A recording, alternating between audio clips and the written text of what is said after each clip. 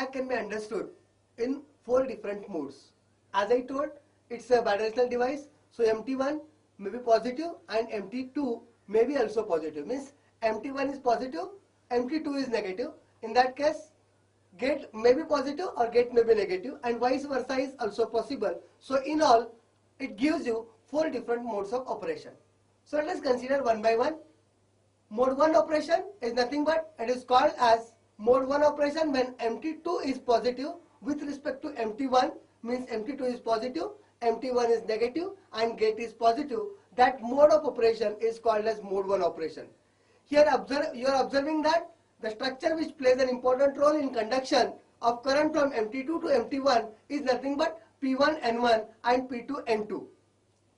So here, as with the applied bias, the junction P1N1 will be in forward bias as well as P2N2 will be also in forward bias. Only the middle junction J2, which is of N1P2, will be in reverse bias. Now if you see the gate signal which is applied, as gate is positive, which acts as a normal gate signal in case of silicon controlled rectifier, and which forward biases the junction P2N1, which is already reverse bias because of the applied voltage. So if we apply a sufficient amount of gate voltage, then it will forward bias the junction P2N1 and the total current flows from P1N1, P2N2, and the operation is similar to that of your silicon controlled rectifier. In case of mode 2 operation, MT2 is positive, MT1 is negative, but the gate terminal applied is negative. So the structure which comes into picture, you will find that it is P1, N1, P2 and N2 and N3. So initially MT1 will act as a gate terminal.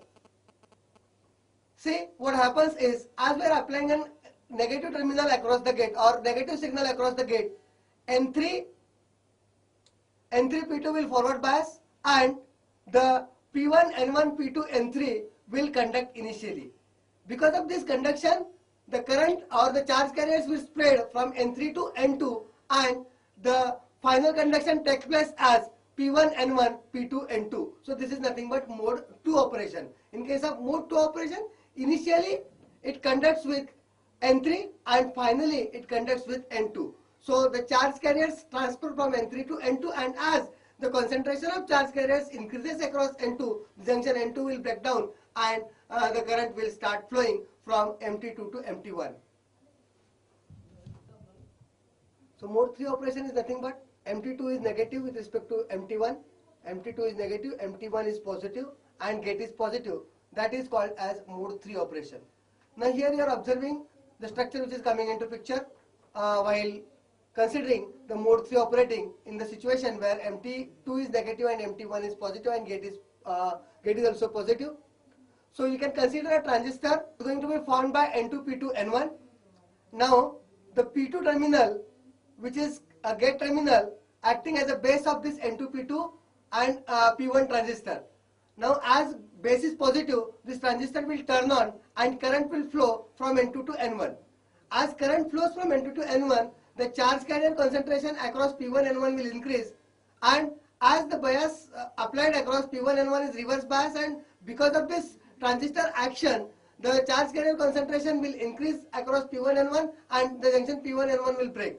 And as junction P1, N1 will break, the device will start conducting and it will turn on from the off state. So by transistor action, this can be turned on in mode number 3. So in the last mode, that is mode number 4, MT2 is negative, MT1 is positive and gate is negative.